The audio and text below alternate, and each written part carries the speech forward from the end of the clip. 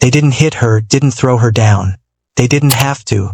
They sliced open her uniform shirt slowly with a training knife. Not to injure, but to humiliate. 3 men, 1 corridor, no witnesses. 1 woman being treated like entertainment, and silence mistaken for submission. They called it correction, form adjustment, but it was harassment. What they didn't know was that the woman they cornered, Rachel Miller, was a Navy SEAL. By the time the knife hit the ground, all 3 were flat on their backs, disarmed and disoriented. Before we show what she did next, the silent move that froze the entire base. Drop a comment with where you're watching from, hit like, subscribe and turn on the bell. The humidity clung low over the training ground. Boots struck in rhythm against the dirt as 100 voices chanted. This wasn't a parade ground. It was a cross-branch Marine Navy conditioning station built for friction, and friction was everywhere. Combat readiness wasn't theoretical here. It was bruises and repetition. Rubber knives, recycled blood, clipped commands. No speeches, no ranks, just pressure. Rachel stood quietly at the edge of the yard, tucked in with the day's mixed unit. Her shirt folded at the wrists, dog tags tucked, hair buzzed tight, clean but worn. No patches, no name, only a numbered armband. Anonymous integration. Even officers went unidentified unless they failed. Behind her, 3 men whispered, "Admin? Logistics." One said, "Bet she can't handle a weapon." Another snorted. Rachel didn't respond. She didn't need to be believed. She just needed to be here. Drills started, high knees, drop rolls, sandbag drags, grapples, knife defense. Rachel was assigned to a group with the same trio. The tallest, a corporal named Ethan Mason, grinned. "Guess I'm stuck babysitting." She blinked once, expression unreadable. "Start." He lunged. She sidestepped. He stumbled. Reset. A second attempt. She went down gently on purpose. The others laughed. When Mason offered a hand, she rose without touching him. Subtle but noticed. By the 8th drill, the story spread. She was passive, fragile. Nobody saw her retaliate. That silence made men like them bold, and boldness, unchecked, was dangerous. The sun baked the gravel. Sweat darkened collars. Fabric clung. Discipline loosened. Mason's gaze no longer hid assessment. His 2 companions mirrored him, shoulder brushing, elbow nudging, subtle assertions of space. Rachel didn't flinch. Calm, even breathing. Silence frustrated them more than defiance ever could. During a hydration break, one asked, "You always wear your shirt that tight?" Quiet enough to skirt misconduct. Rachel sipped water, stepped back into formation. The drills continued into a narrow corridor by the equipment bay, shadowed and unmonitored. The trio subtly closed in. "You knew?" the broad-shouldered one asked. She nodded. "Thought so," he replied, smirking. Their posture, words, and closeness were calculated. Rachel adjusted her stance slightly, not retreating, not advancing. A quiet correction unnoticed by anyone except those attuned to position. The corridor narrowed, lights flickered, mats and practice weapons lined the walls. The instructors' voices faded. The 3 men slowed. Rachel slowed too, letting them think their confidence was unchallenged. "Hold there," Mason said, gesturing at a mat. "Posture's off. Can't engage like that." Rachel turned just enough to seem compliant. The bigger one stepped closer, grinning thinly, shoulders tense. "We'll show you the right angle." The leaner man reached for a training knife, rubber, dull, built for drills, but rigid enough to send a message. He twirled it casually. "Relax," he said. "Just demonstrating. You'll feel where the weakness is." He moved closer. Heat pulsed between them in a space never meant to be shared. The blade traced the line of Rachel Miller's uniform. Not threatening, not lethal, but deliberate. Slow, suggestive, a violation masked as correction. The others smirked, enjoying the pressure. "See," Ethan Mason murmured. "Too rigid. Fabric bunches here. You've got to loosen up." Then the knife bit not skin but the shirt. A sharp slice ran from collarbone downward, clean, intentional, degrading. The fabric sagged. Silence flickered through the corridor. Then came soft, emboldened laughter. You should feel lucky, the leaner one added. Most don't get this attention. Yeah, Mason joined in.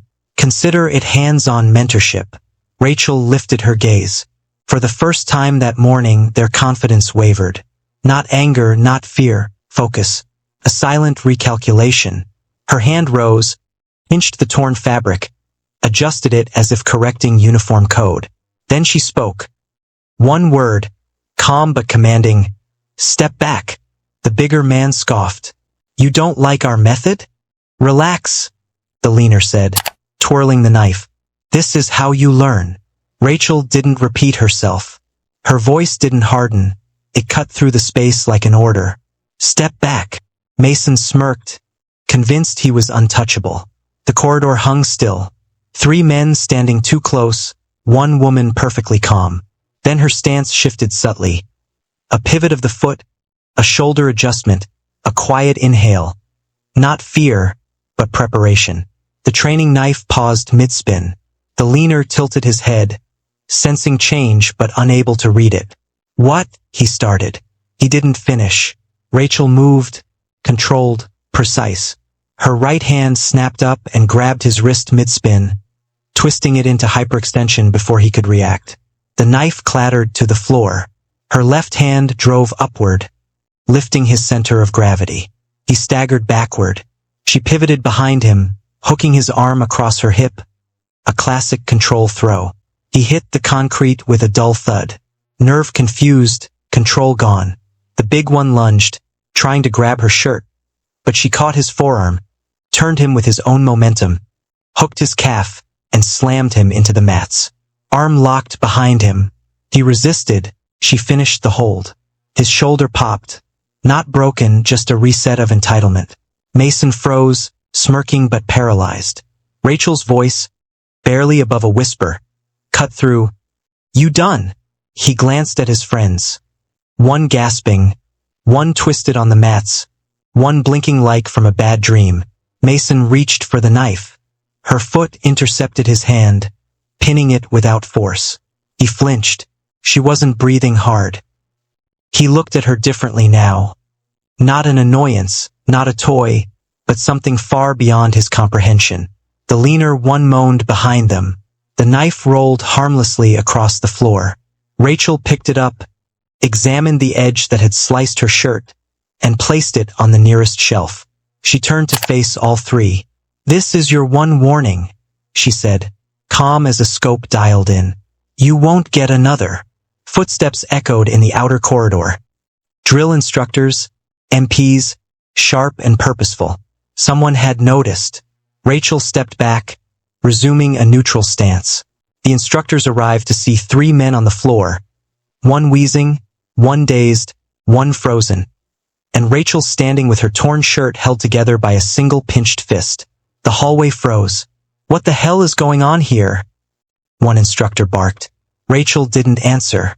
She looked straight at the officer in front, extended her ID wallet, and waited. The room caught up to the truth. 2 MPs followed, boots clapping, hands moving toward their belts, taking in the scene. 3 Marines. One crumpled, one immobilized, one pressed against a rack, and Rachel Miller stood still, shirt torn, sleeves dark with sweat, shoulders squared as if nothing about the moment required alarm. Someone speak, the lead instructor barked. Now. No one moved. The big one whimpered. The leaner tried to sit up, then collapsed again. Ethan Mason, standing, hands open, shallow breaths, stared at her like the laws of physics had shifted. A junior MP stepped forward. Ma'am, we'll need to separate you from the others and get statements.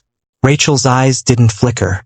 She reached into her side pocket and retrieved her black ID wallet. No theatrics, no hesitation. Just a slow, deliberate motion as she extended it to the senior instructor. Gunnery Sergeant Darrow, 20 years deep in command, took it with casual impatience. Then he stopped. His gaze froze on the top clearance band, then scanned line by line, acronyms and references only authorized personnel above his grade could see. The room changed. Daryl, what's your name, ma'am? He asked sharply. Rachel stepped forward. Voice quiet but firm. Final Commander Rachel Miller, Naval Special Warfare Tier 1 evaluation. It didn't thunder. It didn't need to. The MP straightened reflexively. Darrow stepped back slightly. Ethan's face drained of color. Tier 1. The junior MP looked confused. Darrow cut him off. Secure this corridor. Get medical to transport these three to isolation. No communication. No statements. No leaks. Do it. The MPs moved quickly, not fully understanding, but responding to the shift in Darrow's tone. Irritation replaced by rare, sharp authority. Rachel rebut-toned her torn shirt. It didn't hide the damage, but it closed the moment. Commander, Darrow asked, adjusting posture. Do you require medical attention? No. Do you wish to file charges? I don't file, she said. I recommend. She nodded toward the three men being lifted to their feet. And I recommend you call your commanding officer. She walked past them. Not rushed, not triumphant, just calm. Behind her, the hallway finally remembered how to breathe. Less than 6 minutes later, Rear Admiral Colton Graves arrived. He didn't respond personally to minor incidents, but when Darrow relayed what had happened and who handed him the black ID wallet, Graves came himself, ignoring all posted limits between headquarters and the training facility. He didn't speak. His eyes swept the scene. 3 Marines seated separately against the far wall, bruised but intact, their expressions hollow with the shock of crossing a line they couldn't undo. Rachel stood beside the torn matting, arms folded across her repinned shirt, upright and silent. Commander Miller, Graves said evenly. Would you join me? She didn't salute. Clearance at her level didn't follow traditional protocol once authority was established. She walked beside him down the corridor into a sealed meeting room. No one else entered. The door closed behind them. Outside, Darrow paced. MPs whispered. The injured remained silent. Inside, Graves read the rest of her credentials in 10 seconds. His hand stopped at the line stamped. NSWC SEAL Team Evaluation Officer. Tier 1 clearance. SOCOM asset attached. They had no idea who you were, he said. They never asked, she replied. Graves exhaled. God help them. I don't want God, Rachel said, leaning slightly forward. I want systems that don't protect men like that just because they're loud in formation. I understand, no sir, Graves said quietly. With respect, you don't, because this isn't the first time this has happened here. It was just the first time the target happened to be someone who could take down 3 of them before the 4th blinked. Graves nodded slowly. No bluster, just the weight of command settling. They'll be processed immediately, medical isolation, suspension, pending investigation. There won't be an investigation, Rachel Miller said plainly. There will be a review, a transfer, and a full security assessment. If those things don't happen within 48 hours, I will escalate this to SOCOM oversight. Graves winced. You're not just here to observe, are you? I was, she replied. Until a training knife cut open my uniform. He said nothing. She stood, calm and unshaken. My rank doesn't protect me, Admiral. What protects me is being dangerous. What should protect them, your Marines, is leadership. Graves straightened. What do you want from me? Everything, she said. Access to files, histories, complaints, transfers. You'll open your books, and I'll show you what this place really is. And when the others find out who I am. She turned to the door. They won't need to, Graves said. They would know by how fast things changed the moment she stepped back into the corridor. A ripple went through the hallway. No one spoke, but every man in uniform straightened. Rank didn't matter. Everyone now understood who was in charge. The debrief room was small, windowless, with a battered table, 2 chairs, and a clicking fan. By the time Rachel sat across from the base's senior personnel officer and internal investigator, the MPs had locked down the corridor, and requested documents were printing in another room. She didn't need a lawyer. She didn't need a prepared statement. She needed a timeline. Start with the last 18 months, she said flatly. Formal complaints, informal complaints, transfer requests from female personnel, and any injuries during combatives where the victim didn't file a report. Lieutenant Commander Price, the investigator, looked like he wanted to justify something. One glance from Graves silenced him. Rachel flipped open the first report. 3 names, 3 ranks, 3 women, either transferred off base or withdrew formal misconduct allegations, all connected to the same 3 men. Her voice stayed clinical. These 3 you're holding tonight weren't a surprise. They were statistically inevitable. Graves nodded grimly. The prior complaints were poorly handled. No, Rachel said. They weren't buried. They were ignored. She tapped a line on the second sheet. This Marine, Lance Corporal Maddox, filed a report that she was cornered in the equipment wing. Same corridor, same pattern, one of the same assailants. Her statement was overwritten after a peer counseling intervention. She let that hang in the air. Price shrank slightly in his chair. Rachel Miller continued, flipping to the next file. Here's another. Sergeant Delaney filed an incident after being told to strip down for gear evaluation by 2 senior corporals during unsupervised drills. One of them, Ethan Mason. Graves shut his eyes briefly. These aren't outliers, Rachel said. This is a pattern, a hierarchy built on plausible deniability. A wolf pack in uniform, with a system that asks victims to reflect before reporting. Graves didn't argue. He just nodded. What's your assessment? He asked. Rachel looked him in the eye. This base has a culture problem. Not just discipline. Not just a few bad men. Culture that's easier to ignore until someone bleeds or disappears. She stood. I'll be submitting a Tier 1 recommendation to SOCM by the end of the week. It will include full oversight review, personnel reshuffling, and a culture realignment officer embedded on this base for at least 6 months. Graves stood. And you? She picked up her ID wallet. I'll be staying quietly watching. Price, the investigator, looked up. Permission to ask, Commander. What are you really here for? Rachel didn't look at him. Her reply was for Graves. I'm here to end the illusion that strength is loud and intimidation is leadership. She turned to the door. Let the base know, she added as the lock clicked open. This isn't retaliation. It's restraint. And I'm done using it. By morning, the air on base had changed. Not visibly, not audibly. No sirens, no official bulletins, no command-wide meetings. But the silence said enough.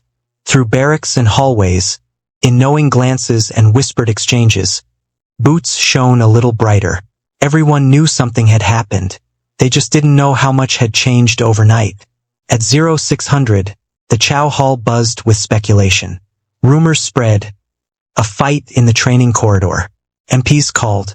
3 Marines in medical lockup. But when the names circulated, Ethan Mason, Marcus Vaughn, Jesse Tram, curiosity turned colder. Everyone knew those men. Walking too freely, laughing too loudly, never facing real consequences. Relief was unmistakable. Rachel didn't show up for breakfast. She didn't need to. Her presence walked ahead of her like weight pressing on shoulders that had slouched around power. At 0800, she was outside the main armory, consulting quietly with the weapons officer. At 0930, she observed Marine close combat drills, her presence stiffening the instructors even without a word. By midday, a new memo circulated. All personnel refresher evaluations to be reviewed by an external authority, clear and stamped. Some tried to play it cool. Others nodded slowly, choosing their words carefully. Among the women on base, word traveled faster. Private Sanchez told Corporal Evans in the motor pool. It was her. Staff Sergeant Delaney, eating alone as usual, now found company in 2 female cadets who hadn't sat with anyone above E3 in months. In the comms room, a technician whispered, "That quiet woman from drills yesterday? She's the reason command's rewriting protocols." Her voice carried gratitude, not fear. The change didn't come with parades or reprimands. It came from knowing the woman walking the lot in a reissued shirt had accomplished what no one else could. Shifted the balance through action. Rachel walked the perimeter just after 1300 hours. No escort, no clipboard, no radio. Just steady steps along the cracked asphalt. One hand behind her back, the other swinging loose. Her shirt was new, rankless, crisp. her face unchanged. Her gait, focused, not triumphant or angry. She passed two groups of Marines in rotation. One paused mid-drill, eyes tracking her for a few seconds before resuming, tighter, cleaner. At the obstacle tower, she watched three instructors reset rope rigs. One turned, froze, then nodded. She nodded once back. At the west side of the yard, near stacked foam dummies for CQB rotations, a young officer snapped to posture at the sight of her. No salute. He didn't know her rank, but instinct did the work. "Ma'am," he said, voice level. "Base looks different today." Rachel looked at him. "Then look harder. The base hasn't changed. The silence has." He didn't ask what she meant. He didn't need to. She kept walking. Inside the main admin wing, a door creaked. The junior personnel specialist who had ignored her the day before now stood inside. Posture upright, mouth slightly open. He didn't speak. She didn't stop. She moved like water. Steady, quiet, impossible to ignore. By 1400 hours, she was logged at the training review desk. By 1600, she had requested full observation clearance on all Marine combatives rotations for the rest of the week. No one argued. The orders came through, signed by command. By evening mess, her name wasn't a question anymore. It was a warning. Respect her. Don't fear her. Commander Rachel Miller sat alone at the corner table. Boots tucked under her chair. Meal simple. Posture unreadable. No one intruded, mocked, or forgot because one motion had ended 3 careers. And the way she did it, that's what reshaped the base from the inside out. If someone crossed that line with you, would you stay calm or snap? Do you think those 3 Marines finally understood the difference between intimidation and real strength? If a Navy SEAL like Rachel Miller walked into your unit tomorrow, would anyone recognize what she really is? Drop your answers in the comments. We read every one of them. And if this story made you stop and think, smash that like button, hit subscribe, and make sure the bell icon is on so you never miss a story like this. We upload daily true tension, respect earned, justice delivered stories. If someone in your circle still thinks silence means weakness, send them this. When the next video pops up, click it. We'll see you tomorrow.